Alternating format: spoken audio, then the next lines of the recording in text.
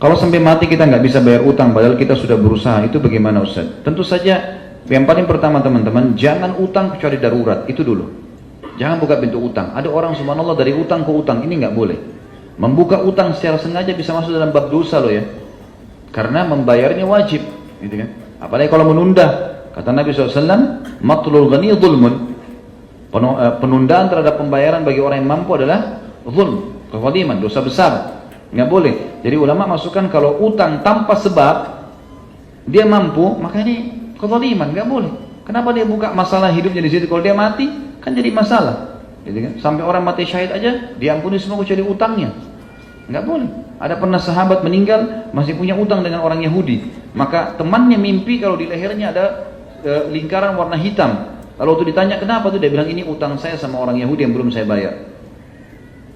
Jadi memang harusnya ya kita hati-hati, jangan utang kecuali darurat, memang penting. Dan memang jalankan sunnah Nabi SAW, siapa yang utang niat dari awal membayarnya, Allah akan mudahkan dia melunasinya. Dan siapa yang dari awal utang niat tidak mau bayar, Allah akan persulit dia untuk membayarnya. Ini yang pertama, gitu kan? Jadi jangan utang teman-teman sekalian kecuali memang penting. Yang kedua, kalau sudah terlanjur utang, jangan menghindar.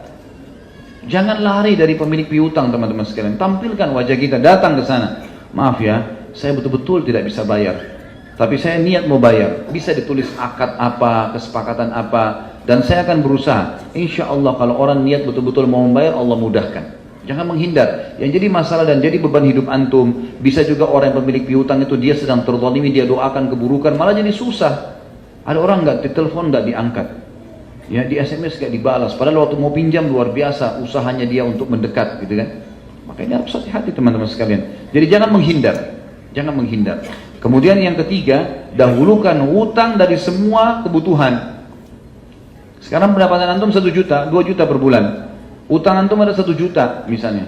Kalau dibayar setengah mungkin saya tidak bisa hidup, susah 1 juta aja. Baik, datangi orangnya. Maaf ya, saya punya gaji 2 juta, pas-pasan saya nggak punya. Saya harus bayar mungkin 300.000 per bulan, bisa nggak? Saya bayar ini saya selesaikan, atau 500.000. Negosiasilah sama dia maksimal dan sampaikan apa ada. Memang saya nggak bisa, kalau diambil semua saya nggak bisa hidup.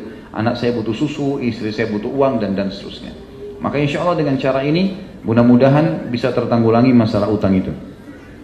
Kalau sampai meninggal pun tidak bisa bayar, maka tentu dianjurkan untuk mewasiatkan ya. Mewasiatkan. Dan bagi teman-teman yang punya piutang, dengarkan hadisnya, yang punya piutang, yang mengutangkan orang. Kata Nabi SAW, ya, siapa yang mengeluarkan atau memudahkan urusan seorang muslim dunia, Allah akan mudahkan urusannya pada hari kiamat. Atau siapa yang memudahkan seorang muslim keluar dari masalahnya di dunia, maka Allah akan keluarkan dia dari masalah-masalah di akhirat. Kata ulama termasuk adalah utang. Termasuk dalamnya adalah utang.